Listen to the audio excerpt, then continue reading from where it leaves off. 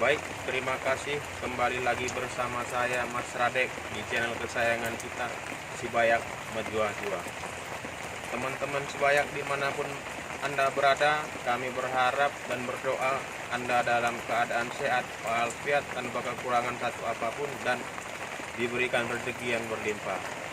Sahabat-sahabat Sibayak dimanapun Anda berada, pada saat ini kami dan kru Sibayak sedang berteduh di sebuah pondok di tengah makam. Ketika kita tadi ingin balik, sedang menjalankan aktivitas kita. Jadi kami berpikir di sini daripada kita duduk-duduk saja menunggu berhentinya hujan, kan lebih baik kita memberikan edukasi atau untuk menambah pengetahuan pemirsa Sibayak dimanapun Anda berada. Jadi telah kami putuskan untuk membagi sebuah pengetahuan kita seperti cerita kita di channel sebelumnya. Kita akan membagikan ilmu bagaimana sih agar ladang kita itu di dalam tanamannya itu aman, tidak ada yang mencuri. Bahkan untuk berniat masuk ladang kita saja orang takut gitu loh, walaupun itu ladang kita termasuk di tengah perkampungan masyarakat. Jadi saya bercerita sedikit, mohon bang kameramen kami perlihatkan dulu pemandangan di sekitar kita berhenti nih, bang kameramen.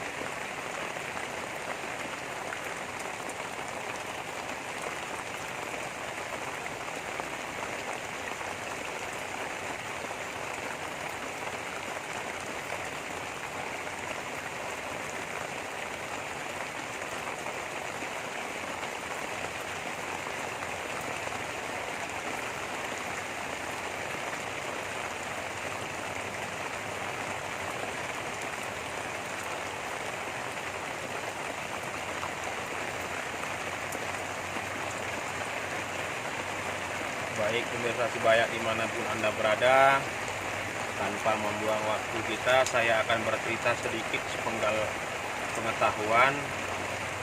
Kita di sini untuk memagari usaha kita itu atau ladang kita itu agar tidak masuk maling atau orang berniat untuk mencuri sesuatu dalam kebun kita itu. Mana tahu di dalam ada tanaman-tanaman yang berharga, kan seperti itu.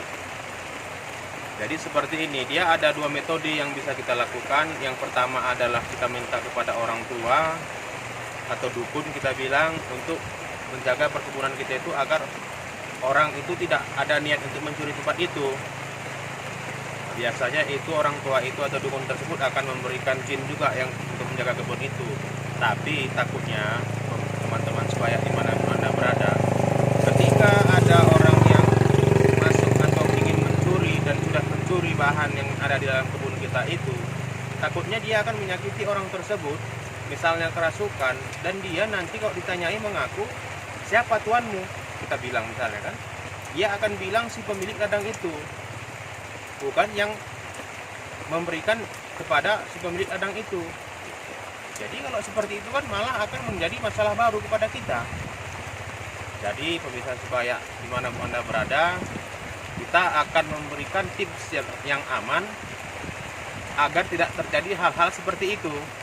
Kebetulan kita di tempat ini berhenti tepat di tengah perkebunan, dan di sini ada, kita ini dikelilingi oleh makam. Tidak usah kita sebutkan di daerah mana ini.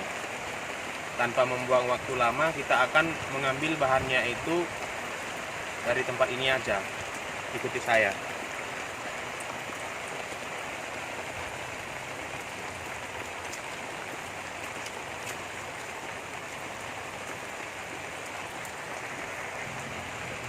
Baik pemirsa Sibayak, saya sudah mengambil sebuah tanaman di pemakaman umum ini atau pekuburan.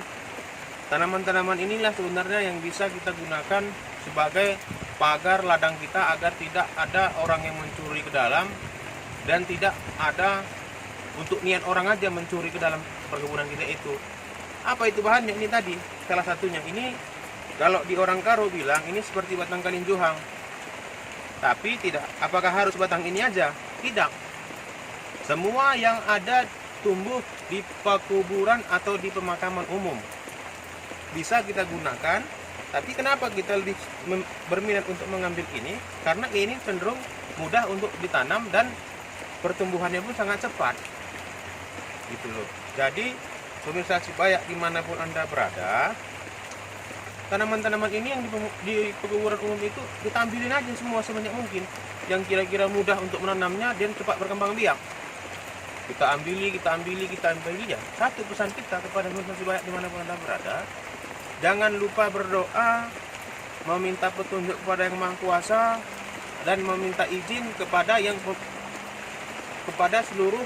Misalnya kan ada makam itu kadang ini tumbuh dia di tengah-tengah makam, ya kita minta izin dulu, minta kepada yang ada makam situ, ada namanya tulisannya misalnya Sianu gitu kan. Kita dengan cara apa kita misalnya memintanya, kita doakan dulu, atau kita videai Al-Fatihah atau zikir-zikir kita seperti itu. Setelah kita ambili sahabat-sahabat Sibayak dimanapun Anda berada, hal yang harus kita lakukan adalah mengumpulkannya jadi satu, kita doakan. Tujuan dan niat kita sebenarnya, sahabat Sibayak dimanapun Anda berada, ini apabila kita tanam di perkebunan kita, secara alamiahnya sudah ada yang akan mengikuti tanaman ini, tanpa harus kita meminta kepada orang tua atau orang pintar. Takutnya kan yang dikasihnya itu yang tidak baik. Jika kemasukan nanti dia atau menyakiti orang yang masuk ke kebun kita itu, dia bilang yang punya tanah pula tuannya kan. Bisa-bisa kita dituduh memiliki ilmu santet atau ilmu hitam, bisa-bisa diusir dari kampung itu. Jadi untuk menghindari itu, inilah yang kita gunakan. Yang jadi pertanyaan kembali, bagaimana Mas Radek cara penggunaannya? Kan seperti itu ya, cara penggunaannya tadi gampang, kita tanam aja di depan apa kita bilangnya, misalnya di pinggir jalan gitu, di depan ini semua dengan tanaman ini menjadi tanaman pagar. Tapi yang paling utama sih di sudut-sudut ladang kita itu yang harus kita tanam paling utama. Setelah itu nanti baru kita tanam di depan-depan ladang kita itu. Kalau bisa ya jarak-jarak 5 meter kita tanam satu di sekeliling ladang kita itu. Jadi nanti secara alamiahnya lah ini akan menimbulkan kesan yang angker, kesan yang seram, yang akan mengurangi niat orang untuk masuk atau mencuri ke ladang kita tersebut. Tapi itu pun atas ridho Yang Maha Kuasa. Dan kita juga tidak boleh terlalu mempercayai yang namanya ini tumbuhan ini tadi. Gitu. Kenapa Mas Radek itu bisa, Mas Radek bilang kalau ditanam ini orang nggak berani masuk? Kan seperti itu. Itu pertanyaan itu nggak akan timbul. Ya, tanaman ini kita ambil di tempat pekuburan yang kita yakini di situ banyak bersemayam ruh-ruh. Jadi ketika kita ambil, otomatis ada aja yang akan mengikut kemana ini kita tanam, gitu loh. Jadi mereka lah nanti yang mendiamin ini. Ya namanya tumbuhan ada yang mendiamin, walaupun dia tidak di sini atau sekitar dia kan, perasaan orang kan lewat aja sudah seram. Loh, aku lewat dari kebun ini kok merinding. Loh, aku kok lewat kebun ini kayak perasaanku ada yang nengok-nengok aku. Jadi kan udah seperti itu kan, pertama masyarakat yang di daerah situ aja akan menceritakan, loh iya di kebun Sianu aku begini-begini, datang sana, iya aku juga seperti ini. Jadi omongan-omongan itu akan sampai ke telinga-telinga orang yang ingin berbuat tidak baik ladang kita itu, misalnya mencuri. Pertama dia sudah memakan sugesti orang yang ingin berbuat mencuri ladang kita tadi, ditambah lagi ini yang mengeluarkan aura seram. Waduh, saya rasa sudah pasti orang itu tidak akan berani aja masuk ke dalam. Gitu. Jadi menurut saya, pemirsa Sibayak dimanapun Anda berada, tanaman seperti ini sih memiliki sifat alamiah, tapi untuk memperkuatnya kita memiliki doanya tersendiri. Gitu loh. Doa itu tidak mungkin kita katakan di sini karena takutnya nanti menjadi disalahgunakan ataupun akan menjadi perbincangan, membuat keributan di dunia maya. Kok seperti itu menjadi pergunjingan bagi tim Sibayak nantinya gitu loh. Yang ada kami dan kru Sibayak yang lainnya dibully. Tapi satu yang kami ingatkan kepada pemirsa Sibayak dimanapun Anda berada, tanaman ini juga banyak ditemukan di depan-depan rumah orang atau di pagar rumah orang di kampung-kampung. Jangan salah Anda mengira bahwa itu sama nanti khasiatnya dengan ini, tidak. Nanti Anda petik pula di samping rumah orang kepek gitu kan, Anda tanamkan ladang itu. Ini kata Kurusi Bayak, kata Mas Radek. Ternyata kok masih ada yang malik, bohong itu ya. Bukan seperti itu juga. Saudara-saudara kami Sibayak Majua-Jua ini kan seperti itu. Jadi yang digunakan adalah semua yang tumbuh di pemakaman atau di pekuburan bisa kita manfaatkan, asalkan dia bisa tumbuh ketika kita tanam kembali. Jadi menurut kami pemirsa Sibayak dimanapun Anda berada, inilah sedikit pengetahuan yang bisa kami berikan kepada pemirsa Sibayak dimanapun berada. Tapi janganlah Anda lupa, tetaplah memohon kepada Yang Maha Kuasa dan meminta perlindungan dari Maha Kuasa.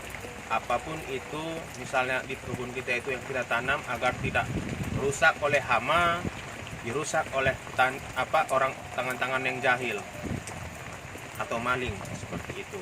Jangan kita malah lari ke yang seperti ini.